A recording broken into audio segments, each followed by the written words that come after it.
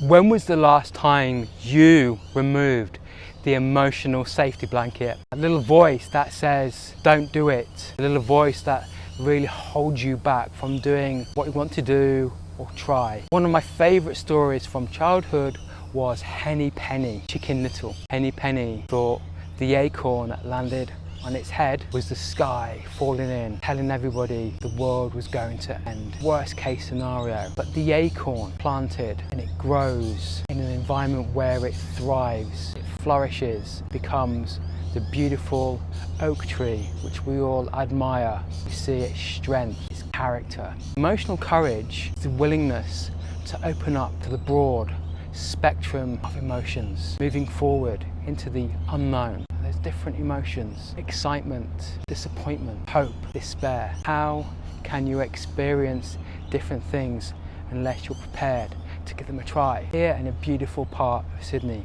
close to the harbour, trees, hearing the birds singing. There's just one thing different where I am right now. There's a cannon, and that cannon is probably a relic. It's actually a memorial from earlier times. But imagine the cannon is your little voice becoming your encouragement, saying, give something a try. How often have you wanted to do something and pleased you did? You adapted, you learnt along the way, you took those first few steps and then you were on a roll. Nobody could stop you and you're achieving great outcomes. How many times have you had regrets? You wish you'd done something. I think one of the worst things in life is when your dream becomes a future regret, something you could have done but you didn't do. When you remove the emotional safety blanket, that's when the magic can start. In House of Cards, Francis Urquhart. I prefer the British version. I'm not a fan of the American version, I'm sorry. He constantly speaks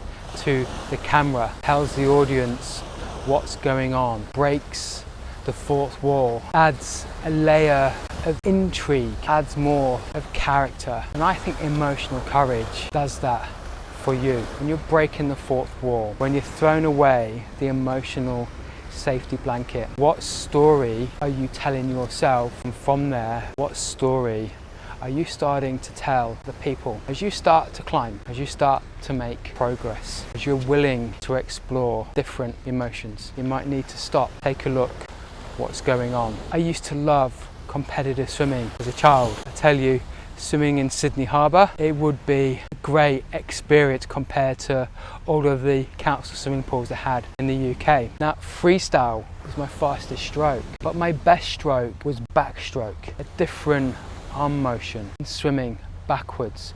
Couldn't see the direction I was heading, but I was heading in the right direction. I became the county champion backstroke, fastest backstroker in the county, represented the county. And I knew where I was heading because there were flags about 5 meters away from the wall, and I knew exactly when to turn, not to stop. And that is the difference between not having emotional courage and fearing what is ahead. As I made that turn, I was quickly out, as I was actually swimming backwards, I was making strides forwards. Anybody watching me could see how I was making strides and winning races, getting faster and winning races, getting more progress, being selected to swim backstroke, lead relays, make that difference. How can emotional courage help you the best? The Sydney Opera House is such an icon. It really tells the story of the harbour,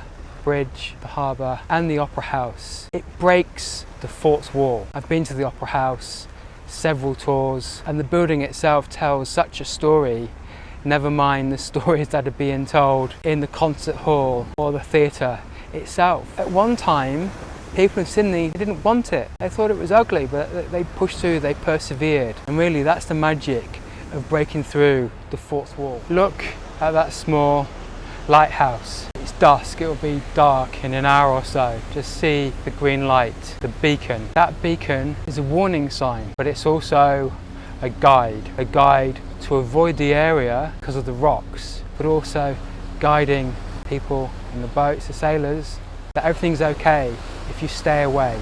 And that's really how I see throwing off the emotional safety blanket. It's being a beacon, the guiding light, just saying it's all okay, stay away from here, Move over here, see the opportunity, see the ferry. It's a little bit choppy, but the ferry is just moving at a pace, gliding through the harbour. If you're ever in Sydney, highly recommend going on the ferry, especially to Manly. There's absolutely nothing like it. I love being close to the water. Find water calming, but the harbour's quite choppy today. Imagine being on a ferry and it's choppy. Are you going to not take the ferry to get home, to get where you want to be? You're going to stay behind, because life is choppy. Life is turbulent. It's like on a flight flying from Sydney to London, New York. Captain says put your seatbelt on. You might have to wear the seatbelt for about 5-10 minutes, but it passes. You see, the water is just that little bit calmer right now. Imagine you're making a decision based on tossing a coin. You want to do something. Heads means no, and tails is yes. You toss the coin and it lands on heads.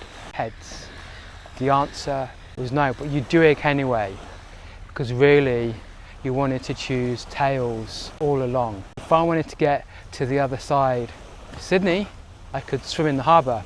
I'm a very strong swimmer. I'm not going to do that.